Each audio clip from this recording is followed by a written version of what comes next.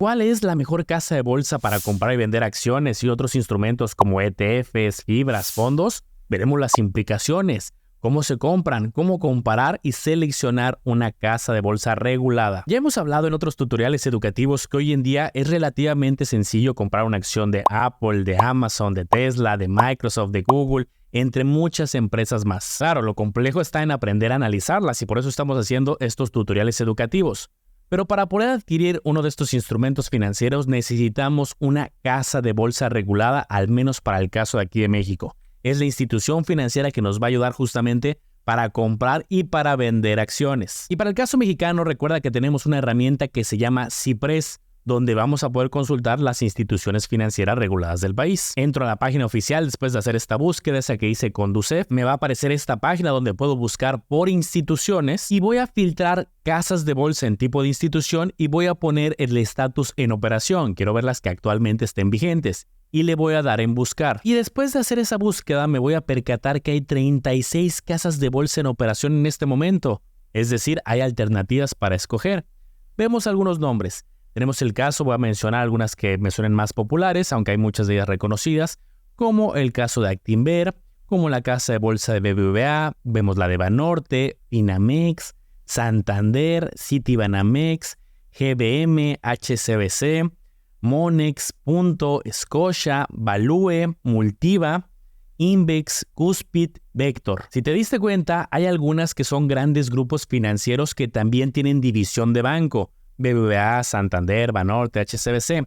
Esto es porque tienen diferentes instituciones como grupo. Tienen el banco y por otro lado tienen la casa de bolsa. Si tú llegas caminando al banco y pides que te ofrezcan estos mismos servicios de compra-venta de acciones, de ETFs, te van a decir, te ayudamos quizá a abrir el contrato y te van a canalizar a la casa de bolsa o al área correspondiente. Por otro lado, hay unas más especializadas que su enfoque principal es la casa de bolsa, aunque también pueden tener otras divisiones, como es el caso de Actinver con Bursanet o el caso de GBM. En todas vamos a poder adquirir las mismas empresas, las mismas acciones nacionales, acciones internacionales, fibras, ETFs y en general los mismos instrumentos, salvo algunas excepciones. Por ejemplo, puede que sí encuentres ciertos fondos de inversión, que es otro tipo de instrumento, y que eso sí encuentres en una casa de bolsa algunos y en otras otros diferentes, aunque las estrategias puedan ser similares. También pueden sacar sus propios productos, donde ofrezcan una tasa de rendimiento, quizá por un dinero disponible o una inversión a plazo. Eso sí depende mucho de cada casa de bolsa. Pero hablando de acciones, ETFs, fibras, ahí sí es lo mismo. Bueno, pues vamos con un tutorial más de esta bonita lista de reproducción que tenemos en el canal, que se llama Curso Bolsa de Valores Gratis, que se va actualizando cada semana en esta sección llamada Ya es sábado de bolsa con el tío Manolo. Retomando el punto de las casas de bolsa, cada una va a poner sus propias reglas. Por ejemplo, si te piden un monto mínimo para aperturar. Históricamente había unas casas de bolsa que pedían muchísimo dinero anteriormente, como 1 millón de pesos, 3 millones de pesos. Hoy en día la gran mayoría ha bajado esos montos. Muchos no te piden un mínimo, unos te dicen que 100 pesos, 1000 pesos, 5000 pesos. Algunos te ponen un mínimo pero realmente no lo exigen. Abres la cuenta y puedes empezar a mandar recursos a poco en poco. Cada uno va a tener sus propias políticas de cuánto te van a pedir para aperturarla. Por lo general, cuando abres una casa de bolsa no te van a cobrar una comisión, digamos, de apertura. Tú vas a tener tu contrato, vas a entregar cierta documentación y con eso ya vas a tener acceso a muchos instrumentos. Una vez que empieza a adquirir los instrumentos, ya puede cada uno tener ciertas comisiones. Veamos algunos ejemplos prácticos de algunas casas de bolsa de cuánto tienen en sus sitios oficiales de comisiones. Por ejemplo, Finamex. Hablan de una comisión de compra-venta de 0.06, una comisión relativamente baja, pero también de un 2% anual por costo de administración. Y aquí tienen las comisiones que hablábamos, el 0.06 y el porcentaje adicional. Ojo, ese porcentaje te lo bajan dependiendo del monto del contrato, pero fíjate que para contratos relativamente iniciales de 0 hasta 1 millón, 2%. Arriba ya de 1 millón es donde lo bajan al 1%. Veamos otro ejemplo. Vector, casa de bolsa, también piden un mínimo de apertura similar. Comisión por compra-venta de 0.35. Aquí, si bien no cobran la otra comisión de administración, el costo fijo, pero es un poco mayor la comisión por compra-venta. Cuspid fue de las casas de bolsa que puso un monto mínimo de apertura más bajo, de los primeros en hacerlo, y lo hicieron a 100 pesos para aperturarlo. Las comisiones por compraventa del 0.20 pero también hay una comisión por administración del portafolio de cerca del 1%, 0.99%, que también tienen un portal donde te dan $1,000,000 virtuales justamente para practicar. Pero bueno, enfoquémonos en las comisiones. BBVA Trader, el monto mínimo de apertura de 10,000 también es bastante asequible. Comisión de 0.23 y debes de ser usuario de BBVA, o al menos esa fue mi experiencia. Yo ya tenía cuenta en el banco y en el mismo portal me habilitaron justo ahí un acceso a través de la casa de bolsa. GBM, una de las más populares. En este caso, la comisión por compra-venta inicial es de 0.25, porque también las pueden bajar. Ahorita vamos a hablar al respecto. Y un punto bueno es que las casas de bolsa son muy transparentes en cuanto a sus comisiones y en general. Por ejemplo, aquí de GBM está lo que mencionaba. Tienen una tabla donde dicen, dependiendo de tu monto operado en los últimos 3 meses, es decir, cuánto vas haciendo de compras, ventas de acciones, de los ETFs, mientras más operes te bajan la comisión. Son rangos amplios y como te puedes dar cuenta es a partir de $1,000,000 un peso, 3 millones con un peso, 5 millones con un peso o más de 10 millones y te la pueden bajar hasta 0.10. Pero donde van a caer la mayoría de los usuarios es en la primera de 0.25. Bursanet de Grupo Actinver también en 100 pesos, 0.25 también la comisión. Y hay una ventaja es que te dan el W8BEN gratuito, que te sirve para pagar menos impuestos si tienes acciones de Estados Unidos. En Bursanet luego sacan promociones. En este momento tienen 30 días de operativa gratuita en cuanto a la compra-venta de acciones, siempre y cuando tu primer depósito sea de 10,000. Y ojo que también manejan una tabla de rangos bastante similar. También donde va a caer la mayoría es en 0.25 y arriba de 1, 5 o 10 millones también la pueden bajar hasta 0.10. Vamos a ver un resumen para entender cómo está el mercado de las comisiones actualmente. Y aquí lo tienen tal cual. Algunos ejemplos de casas de bolsa reguladas. Montos mínimos, les digo, cada vez más asequible, han bajado los montos mínimos. Esto cada una de las casas de bolsa puede definir cuál es el monto mínimo de apertura. Y las comisiones, fíjense cómo en la mayoría de los casos es una comisión al momento de comprar y al momento de vender las acciones. Ese 0.23, 0.25, 0.20, 0.06 te lo cobran al inicio de la compra y cuando vendes. Fíjense qué interesante, si tú compras hoy, hay ese cobro de comisión. Y si no vendes tu acción a lo mejor en 5 años o en 10 años, ahí no te van a cobrar por administración, por gestión, etcétera. En la mayoría, ya vimos algunos ejemplos que sí, te van a cobrar al momento de la venta. Fíjense cómo en el caso de Finamex, en el caso de Cuspid, si hay una comisión de administración, de gestión, de cuota fija, le ponen diferentes nombres y eso pues es una comisión que ya no se suele cobrar en muchas casas de bolsa, ya yo la veo en desuso. Sí te cobran la inicial de compra, la de venta, pero la otra ya no en la mayoría. Ahora bien, esto aplica para acciones nacionales, internacionales, para fibras. En el caso, por ejemplo, de fondos de inversión o de ETFs, que son paquetes que ya traen muchas inversiones dentro y a ti te venden un solo producto de inversión, ahí suele haber otra comisión adicional que no estamos incluyendo en esta tabla. ¿Por qué? Porque esa depende de cada fondo, de cada ETF. Es una comisión por administración que sí te la van cobrando a lo largo de tu tenencia. Si la tienes 10 años, pues sí te la van cobrando durante todo el tiempo. Oye, nada, lo tuve un mes, también te van cobrando lo proporcional.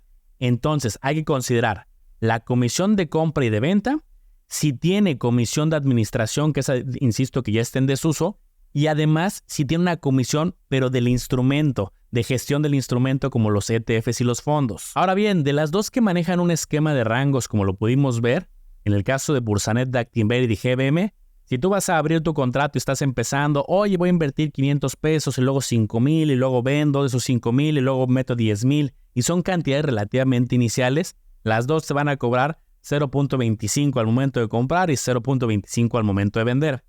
Cuando ya tienes operativa mucho más grande, las dos te la bajan a 0.20 de manera muy similar, pero sí hay ciertos rangos donde hay diferencias. Oye, ya voy a operar 4 millones, bueno, GBM es un poco más barata. En el caso de 6 millones también ya es un poco más barata GBM, 0.125. Y ya para cantidades muy grandes, las dos se van a 0.10. Y hace unos momentos yo te mencionaba que puedes comprar en su mayoría los mismos instrumentos en cualquier casa de bolsa, porque ellos son intermediarios que justo conectan inversionistas, ayudan a comprar y vender acciones de todo lo que se maneja en el sistema de la Bolsa Mexicana de Valores y Viva. Y fíjate lo bonito de que estés viendo estos tutoriales educativos. Te voy a enseñar la cantidad de instrumentos a los cuales tenemos acceso a través de estas instituciones financieras reguladas.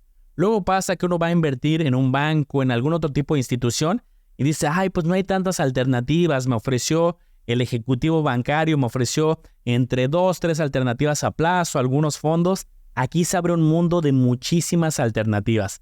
Vamos a verlo, pero antes ayúdame con algo muy sencillo, con una manita arriba, porque recuerda que esta serie del Bolsa de Valores, siempre y cuando llegue a 1000 manitas arriba, 1000 likes y al menos 100 comentarios de personas distintas, yo voy a continuar haciéndola, porque eso demuestra que hay interés en aprender de estas inversiones que son un poquito más intermedias. Hablando de empresas mexicanas, es un listado que si bien no es tan amplio como en otros países, pero sí hay más de 100 empresas, alrededor de 130 empresas.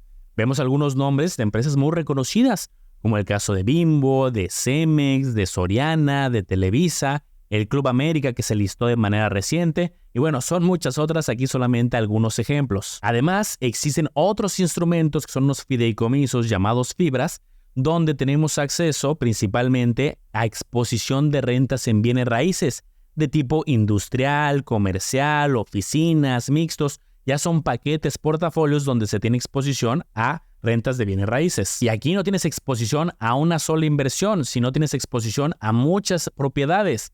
Ejemplo, Fibra 1, alrededor de 613 propiedades. Fibra Hotel, 86. Fibra Nova, 116. Danos, 15. Son solamente ejemplos y tienen diferente enfoque, como ya te mencionaba. Es industrial, hoteles, centros comerciales, algunos mixtos. Ahora bien, una pregunta frecuente es, oye, ¿y si quiero comprar acciones, pero que son de empresas de Estados Unidos, justamente como Apple, como Nvidia, como Microsoft, tengo que abrir el equivalente a una casa de bolsa, pero de Estados Unidos? La respuesta es no necesariamente, porque también se puede hacer desde México. Existe algo llamado Sistema Internacional de Cotizaciones, SIC. En ocasiones, cuando ya tienes una casa de bolsa, ves un apartado que dice empresas del SIC. Son estas empresas de corte internacional. Y sí, las vamos a poder comprar desde México, no necesitas abrir un contrato adicional en Estados Unidos, es con tu casa de bolsa como las que mencionaba. Estas empresas sí tienen exposición cambiaria. Por ejemplo, empresas de Estados Unidos sí vas a tener impacto por el tipo de cambio, pero tú la vas a comprar y vender en pesos. O sea, tú no tienes que hacer operaciones de tipo de cambio de, oye, tengo pesos, los cambio a dólares, hago ahí una transacción. Directamente tú compras en pesos, recibes tu dinero también en pesos, pero que sepas que detrás, si el tipo de cambio va teniendo cierta volatilidad, tú vas a tener exposición no solamente al desempeño de la inversión, el rendimiento de la acción, sino también exposición cambiaria, que puede ser a favor o en contra. Y déjame contarte un error muy frecuente. Hay inversionistas que ven una empresa internacional que se enteraron que cotiza en bolsa, la comienzan a analizar, dicen quiero invertir en ella, me gustó, y descubren que no está dada de alta justamente en el SIC. Y es que existen ciertos requisitos para que una empresa de Estados Unidos o de algún otro país pueda ser adquirida a través de casas de bolsa mexicanas por medio del SIC. Tienen que entregar información, tienen que tener al menos 3 meses de antigüedad en su bolsa de origen. Eso es algo bien común. Una empresa decide recientemente salir a bolsa, se anuncia en muchos medios de comunicación, empiezas a ver portales donde dicen ya está disponible, pero quizás es una empresa de Estados Unidos y entonces apenas está disponible en Estados Unidos. Tienen que pasar al menos 3 meses para que pueda ser adquirida a través de casas de bolsa mexicanas. Y bueno, hay varios requisitos, pero ya sabes la razón por la cual no todas las empresas están disponibles para adquirirse a través de una casa de bolsa de México. Pero aquí te va la información amable.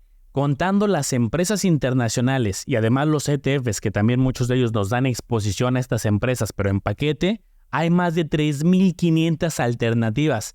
Yo, insisto, no conozco a alguien que haya analizado todas y diga, ay, es que ya analicé todas y ya no sé en cuál más invertir. Ahora bien, de estos 3 que hemos comentado, acciones, es decir, empresas individuales, ETFs, que son paquetes que pueden incluir muchas empresas, o fibras que dan exposición a rentas de bienes raíces, ¿cuál es el que más conviene? ¿Qué ventajas tienen? ¿Qué desventajas? Y a ver, cada uno de ellos requiere tutoriales detallados y por eso hemos hecho muchos videos educativos, tanto de acciones, de ETFs, de fibras, pero aquí te dejo un resumen con algunas de las ventajas y desventajas que yo encuentro.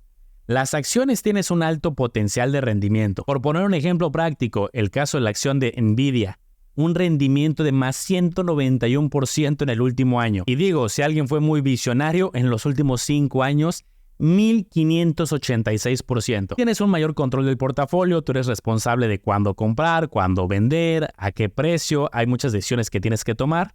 Tienes muchas alternativas de inversión, tanto las mexicanas como las internacionales. Información disponible hay muchísima que debes de aprender a analizarla. Por eso esto está siendo una serie, un tutorial, una lista de reproducción con muchos videos. Y tiene relativa alta liquidez, puedes comprar y vender relativamente sencillo. Sobre todo empresas muy populares, es cuestión de 48 horas hábiles para que tú puedas hacer las operaciones de compra y venta. Ahora bien, por mencionar algunos inconvenientes, esas estrategias son volátiles. Así como puedes tener un alto potencial, también puede haber caídas prolongadas que duren meses e incluso años. Tienes que entender muy bien los riesgos de cada empresa, de su directiva, de los productos, de que no vendan lo suficiente, de sus utilidades. Requiere mucho seguimiento.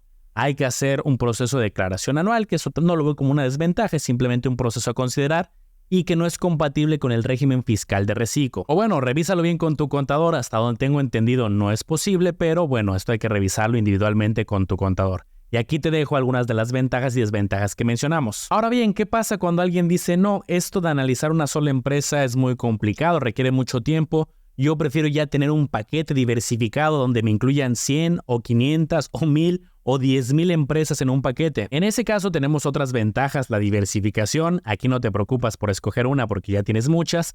Gestión pasiva se refiere a que si bien tú escoges la estrategia, no tienes que darle tanto seguimiento comparado con una acción que sí requiere estar muy pendiente de las noticias de la evolución de la empresa. Más bien se van gestionando relativamente solas, más sencillo, porque tú tienes el paquete completo. Tienes muchas opciones de inversión, hay ETFs de muchos estilos, ya tendremos tutoriales en esta serie dedicados. Hay mucha transparencia de en qué invierten, en qué porcentaje, con qué metodología.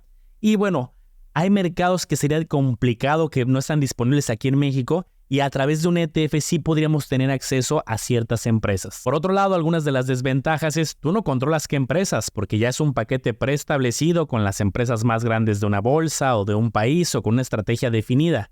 Pagas una comisión por administración de manera recurrente, aunque suelen ser relativamente bajas. Son volátiles, es decir, puede haber periodos negativos. Requiere también hacer tu declaración anual y también que lo pasado, según yo, no son compatibles con reciclo directamente en una casa de bolsa. Mucho ojo. Y finalmente, el mundo de fibras, estos fideicomisos donde nos dan exposición a las rentas de bienes raíces que nos dan flujo de manera constante. Muchas de ellas, si bien no todas, reparten de manera trimestral un pago, un dividendo, un reembolso de capital. Eso ya lo veremos en otros tutoriales detallados. Se puede tener exposición a bienes raíces con un costo bastante asequible. Hay fibras que un título te cuesta 10 pesos, 15 pesos, 20 pesos. Usualmente, al hablar de bienes raíces, se tiene cierta protección inflacionaria, además de que los contratos pueden tener cláusulas que nos beneficien por un incremento en las rentas. Eso ya es un tema más técnico, pero te voy dando las ventajas. Y existen ciertos beneficios fiscales en cuanto a un cierto tipo de pagos que se llama reembolso de capital. Y cuando tú compras y vendes con una ganancia, también hay un beneficio fiscal. Algunas desventajas, hay ciertos sectores que son cíclicos. Momentos que tienen buenas ventas, buen crecimiento, buena utilidad y momentos donde están un poco más bajos. 2. Comparado con acciones, puede que se tenga menor potencial de plusvalía, aunque no siempre. También hay casos de éxito en fibras donde se tienen crecimientos del más 20, del más 30, al más 40. La respuesta es sí puede pasar, pero bueno, es un poquito más complejo. Algunas tienen un porcentaje de endeudamiento relevante, esto también hay que estudiarlo. También requiere la declaración anual y no tenemos tantas alternativas comparado con el mundo de acciones o de ETFs. Si bien son varias, pero tampoco son miles. Y después de haber visto las características, ¿con cuál te sientes más identificado? ¿Con el mundo de las acciones, de ETFs, de fibras? Ayúdame a comentar y con eso contribuimos a los 100 comentarios de personas diferentes y a las 1000 manitas arriba que necesitamos para que continúe esta serie. Y quiero cerrar con esta reflexión muy poderosa. Quiero que observes este estudio que nos habla de cuánto tiempo en promedio los inversionistas se quedan con sus acciones antes de venderlas. Podemos ver la historia que en la década de los 50, 60, 70, inclusive 80, pues hablábamos de 5 años, 6, 7 años.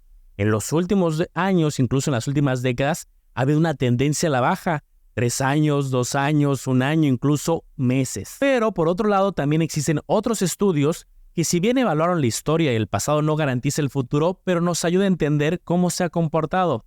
Y entonces lo que dijeron es, a ver, vamos a evaluar qué pasa con los inversionistas que dejaron solamente 1 año sus acciones en su poder y luego las vendieron. Pues ahí tuvieron, si bien la mayoría positivos, en 69 años positivos, 25 fueron negativos. Ahora bien, ¿qué pasó con inversionistas que mantuvieron sus acciones por periodos de 3 años? Ahí sube a 77 evaluaciones positivas y 15 negativas. En periodos de 5 años la relación es 79-11 y en periodos de 10 años la mayoría fue positivo, 80 evaluaciones positivas y 5 negativas. Sí puede haber casos muy particulares de alguna crisis y justamente se invirtió antes de la crisis y no se alcanzó a recuperar. Situaciones muy particulares, pero en la mayoría de escenarios es positivo. Y sobre todo los que van empezando, les advierto, muchas veces la atención y las emociones están orientadas a lo que pasa en el corto plazo, lo que pasa en unos días, en algunas semanas. Los medios de comunicación también van a tener muchos titulares. La bolsa se desploma, una gran caída. Y eso luego juega mucho con nuestras emociones. Cuando a lo mejor la fotografía que estamos viendo es de muy corto plazo y hay más cosas que analizar e incluso oportunidades para largo plazo. Ahí lo tienen. Y si tú todavía no tienes una casa de bolsa, yo la que estoy usando más en este momento es Bursanet, ya te lo he platicado en otros videos. Recuerda que si te invita un usuario existente de la aplicación, como es mi caso, y usas mi código que es LAGO y depositas al menos 1,000 pesos o más, aunque todavía no inviertas, simplemente con depositarlos y poco a poco ya tomarás tú las decisiones, los mantienes 30 días, te regalan una primera acción. Es una promoción que tienen de manera temporal, pero ahorita está vigente. Bueno, pues espero que te estén gustando los sábados de bolsa, se están poniendo muy buenos y nos vemos en el próximo episodio para seguir con el aprendizaje. Espero te haya gustado este review informativo. Recuerda analizar y comparar muy bien porque tú serás el único responsable de tomar una decisión bien fundamentada.